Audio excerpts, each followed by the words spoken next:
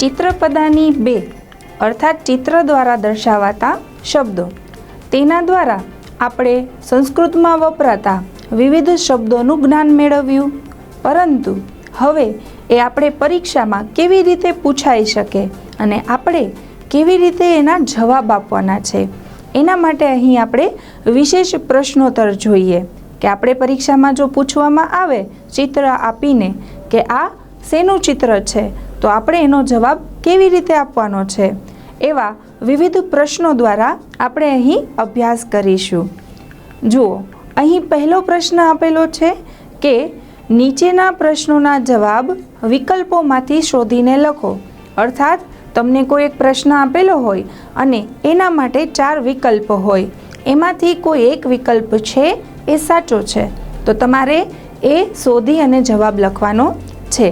ચિત્રપદાની 2માં આપણે જોયું કે આકારાંત સ્ત્રીલિંગ અને ઈકારાંત સ્ત્રીલિંગ એમ આ બંનેના રૂપો આપણે જોયા, નામ કેવા કેવા વપરાય છે એ પણ આપણે જોયું. તો અહીં ચિત્રપદાની 2ના જ કેટલાક પ્રશ્નો આપેલા છે જેનો આપણે વિચારી અને જવાબ આપવાનો છે. જુઓ, અહીં એક ચિત્ર આપેલું છે, બરાબર, અને બાજુમાં પ્રશ્ન આપેલો છે કે આ ચિત્રમાં કોણ છે. તો આપણે જોઈને વિચારવાનું છે કે ચિત્રમાં આપણે કોણ દેખાય છે. જો આપણે પરીક્ષામાં પૂછવામાં આવે તો આપણે વિચારી અને જે 4 વિકલ્પ આપેલા છે એમાંથી સાચો જવાબ પસંદ કરવાનો થાય છે. અહીં પહેલો પ્રશ્ન છે કે આ ચિત્રમાં કોણ છે અને એના માટે 4 વિકલ્પ આપેલા છે.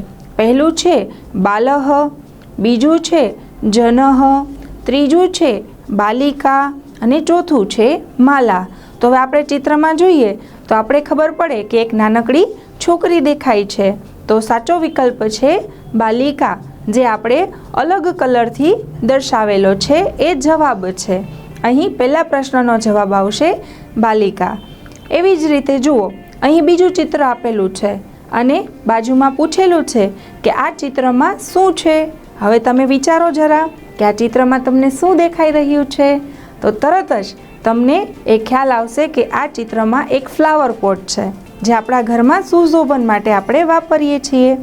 અને સંસ્કૃતમાં એને શું કહેવાય એ પણ આપણે ચિત્રપદાનીમાં જોયું. જુઓ, અહીં 4 વિકલ્પ છે. એ પુષ્પધાની, બી પ્રતિમા, સી શૈયા અને ડી પુષ્પવાટિકા. તો અહીં આપણે જવાબ જે છે એ ગ્રીન કલરથી દર્શાવેલો છે, પુષ્પધાની. પુષ્પધાની એટલે કે જે ફ્લાવર પોટ, ફૂલદાની જેને આપણે કહીએ છીએ. તો વિદ્યાર્થી મિત્રો, આવી રીતે તમને ચિત્ર આપેલા હોય અને બાજુમાં વિકલ્પ આપેલા હોય તો તમે તરત જ એનો જવાબ શોધી અને સરળતાથી લખી શકો છો. ત્યાર પછીનું ચિત્ર જુઓ. ગામડામાં વધારે પડતું ચૂલા ઉપર રસોઈ થતી હોય છે અને એ રસોઈની મજા જ કંઈક અલગ હોય છે. તો જુઓ, આ ચિત્રમાં શું દર્શાવેલું છે, એના માટે 4 વિકલ્પ આપેલા છે, જેમાં એ ચૂલી, બી ઘટી, સી લતા અને ડી સાટિકા. તો હવે આપણે ચૂલાને સંસ્કૃતમાં શું કહેવાશે એ આપણે ચિત્રપદાનીમાં ભણી ગયા છીએ. તો આનો જવાબ આવશે એ ચૂલી. તો આ ત્રણેય પ્રશ્નોના જવાબ અહીં ગ્રીન કલરથી દર્શાવેલા છે. આવી રીતે આપણે ચિત્રપદાની 2માંથી કોઈ પણ ચિત્રો આપવામાં આવે તો આપણે આ પ્રકારથી એનો જવાબ આપવાનો છે. ત્યાર પછીનો પ્રશ્ન આપણે જોઈએ તો કે નીચેના પ્રશ્નોના જવાબ છે એ આપણે ચિત્ર જોવાના છે અને તેના માટે આપણે સંસ્કૃત શબ્દો લખવાના છે. નીચે આપેલા ચિત્ર જોઈને તેના માટે સંસ્કૃત શબ્દ લખો. અહીં આપણે ગુજરાતી શબ્દ નથી લખવાનો, માત્ર સંસ્કૃત શબ્દ જ એના માટે લખવાનો છે. જુઓ, કેનું ચિત્ર છે આ, જે આપણે ઘરમાં વાપરતા હોઈએ છીએ, ચાવી, બરાબર. તો એને સંસ્કૃતમાં શું કહેવાશે એ આપણે અહીં લખવાનું છે. તો આનો જવાબ આવશે કુંચિકા. આપણે જોયું કે ચાવીને સંસ્કૃતમાં કુંચિકા કહેવાય છે. અર્થાત આ રીતે આપણે એનો જવાબ લખવાનો છે. બીજું ચિત્ર જુઓ, શું આપેલું છે એમાં? એક ચકલી આપેલી છે, બરાબર. આપણે ગુજરાતી તો તરત આવડી જાય ચિત્ર જોઈને, પરંતુ એને સંસ્કૃતમાં શું કહેવાશે? તો એનો જવાબ છે ચટકા. ચટકા એટલે કે જે ચકલી છે એને કહેવાય છે. આ રીતે આપણે સંસ્કૃતમાં જવાબ લખવાનો થાય. ત્યાર પછીનું ચિત્ર જુઓ, એક ટેબલ આપેલું છે, બરાબર, અને એને સંસ્કૃતમાં કહેવાશે ઉત્પીઠિકા. ઉત્પીઠિકા એટલે કે જે ટેબલ હોય એને ઉત્પીઠિકા કહેવાય. તો જુઓ, આપણે અહીં બીજા પ્રશ્નનો પ્રકાર કેવો જોયો કે જ્યાં ગુજરાતી શબ્દો નથી આપવાના, માત્ર સંસ્કૃત શબ્દો જ આપવાના છે.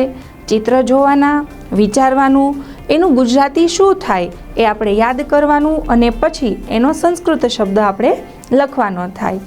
જોઈએ એના પછીનો પ્રશ્ન, તો કે નીચેના ગુજરાતી શબ્દોના સાચા સંસ્કૃત અર્થ તેની નીચે આપેલા વિકલ્પમાંથી શોધીને લખો.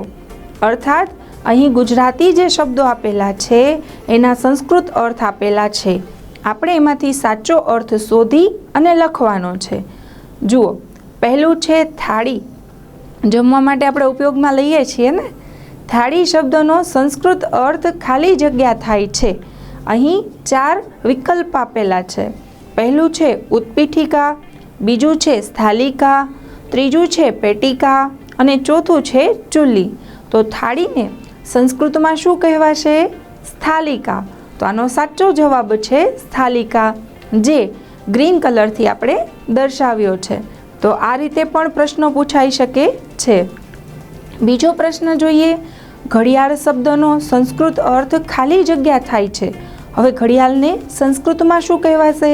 આપણે સમય જોવા માટે એનો ખૂબ ઉપયોગ કરીએ છીએ, તો એને સંસ્કૃતમાં શું કહેવાશે? પહેલું છે કુંચિકા, ઘટી, પ્રતિમા કે લેખની. તો આપણે તરત જ વિકલ્પ જોતા યાદ આવી જશે કે ઘડિયાળને સંસ્કૃતમાં ઘટી કહેવાય છે. વિકલ્પ હોય તો આપણે સરળતાથી જવાબ આપી શકીએ છીએ, વિચારી શકીએ છીએ, બરાબર છે. હવે ત્રીજો પ્રશ્ન જોઈએ, કન્યા શબ્દનો સંસ્કૃત અર્થ ખાલી જગ્યા થાય છે. જે કન્યા છે એને સંસ્કૃતમાં શું કહેવાશે? તો અહીં 4 વિકલ્પ છે. પહેલું છે સ્થાલિકા, લતા, બાલિકા અને બાલા. તો અહીં કન્યાને સંસ્કૃતમાં કહેવાશે બાલિકા, જે ગ્રીન કલરથી દર્શાવેલું છે. તો આ રીતે વિકલ્પમાંથી પણ આપણે ગુજરાતી શબ્દો માટે સંસ્કૃત શબ્દો શોધીને જવાબ આપી શકીએ છીએ. ત્યાર પછી આપણે જોઈએ તો નીચે આપેલા શબ્દોમાંથી આકારાંત સ્ત્રીલિંગ અને ઈકારાંત સ્ત્રીલિંગ એના શબ્દો ઓળખી અને આપણે અલગ કરવાના છે. આપણે ચિત્રપદાની 2માં જોયું કે આકારાંત સ્ત્રીલિંગ અને ઈકારાંત સ્ત્રીલિંગ કેવી રીતે ઓળખાય છે. તો તમે કોઈ પણ શબ્દનું ઉચ્ચારણ કરો છો તો એના છેલ્લે જે સ્વરનું ઉચ્ચારણ થાય છે એના ઉપરથી એનો કારાંત ઓળખાય છે. જેમ કે હું લતા બોલું તો છેલ્લે આનું ઉચ્ચારણ થયું એટલે એ આકારાંત સ્ત્રીલિંગ છે. નદી બોલું તો છેલ્લે ઈનું ઉચ્ચારણ થયું છે, જેથી એ ઈકારાંત સ્ત્રીલિંગનો શબ્દ છે, બરાબર. તો અહીં વિવિધ શબ્દો આપેલા છે, એને આપણે માત્ર અલગ પાડવાના છે કે કયો શબ્દ આકારાંત છે અને કયો શબ્દ ઈકારાંત છે. તો અહીં બાલિકા, નદી, પેટિકા, ઘટી અને લતા આ શબ્દો આપેલા છે. હવે આપણે થોડુંક એનું ઉચ્ચારણ કરીએ, વિચારીએ અને પછી જવાબ આપીએ. પહેલો શબ્દ છે અહીં બાલિકા. હવે આપણે એનું ઉચ્ચારણ કરીએ, બાલિકા. તો છેલ્લે આનું ઉચ્ચારણ થયું, તેથી એ આકારાંત સ્ત્રીલિંગનો શબ્દ છે. ત્યાર પછી આપણે જોઈએ નદી. નદીનું ઉચ્ચારણ કરતાં છેલ્લે ઈનું ઉચ્ચારણ થાય છે, અર્થાત એ ઈકારાંત સ્ત્રીલિંગનો શબ્દ છે. ત્યાર પછી જુઓ પેટિકા. પેટિકામાં છેલ્લે આનું ઉચ્ચારણ થયું છે, તેથી એ આકારાંત સ્ત્રીલિંગનો શબ્દ છે. ઘટી. ઘટીનો અર્થ થશે ઘડિયાળ, જેનું છેલ્લે ઉચ્ચારણ ઈ થાય છે, એટલે એ ઈકારાંત સ્ત્રીલિંગનો શબ્દ છે. તો આકારાંત અને ઈકારાંત આપણે ઉચ્ચારણ કરીને જવાબ આપવાનો છે. છેલ્લો શબ્દ છે લતા. લતાનો અર્થ થશે જે વેલ હોય છે એ. લતા આપણે ઉચ્ચારણ કરીએ તો છેલ્લે આનું ઉચ્ચારણ થાય છે, જેથી એ આકારાંત સ્ત્રીલિંગનો શબ્દ થાય છે. આ રીતે સરળતાથી આપણે ઉચ્ચારણ કરી અને જવાબ આપી શકીએ છીએ.